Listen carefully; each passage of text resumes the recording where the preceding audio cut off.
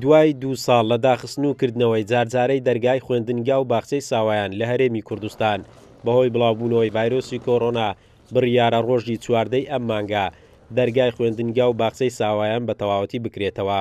وتەبێژی وەزارەتی پەروەردە دەڵێت بە ڕێکاری تەندروستی و خۆپارێزیەوە دەست بە پرۆسەی خوێندن دەکەین و تەواوی ئامادەکاریەکانیش کراوە.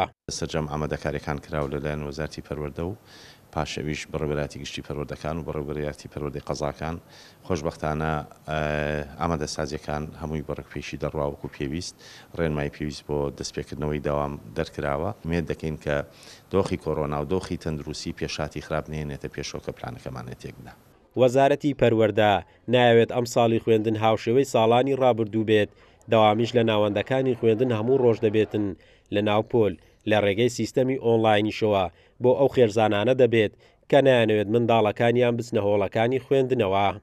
بێگومان بۆ ئەم ساڵ جیاوازتر لە ساڵی پار سەرجەم قوتابیان لە ناو هۆڵەکانی خوێندن داوام دەکەن بەبێ تەناوب و بە گرتنەپەری ڕێکاری تەندروستی ناوپۆل نەکراوە بە ئیجباری کە قوتابی خوێندکار لە ناوپۆلدا داوامکە بەڵکو ئازادانەیە دەکرێت دایک و باوشێک خێزانێک بڕیار بدا منداڵەکەی لە ناوپۆل داوام کات یاخود بە خوێندنی ئەلکترۆنی بە شێوازی ئەلکترۆنی بخوێنێت.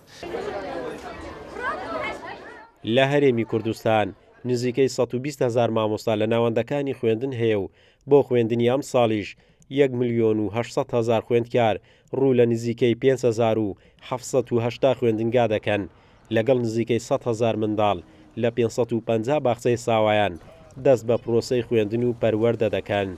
قارەمان جەوهەر، کورسات نیوز، هەولێر.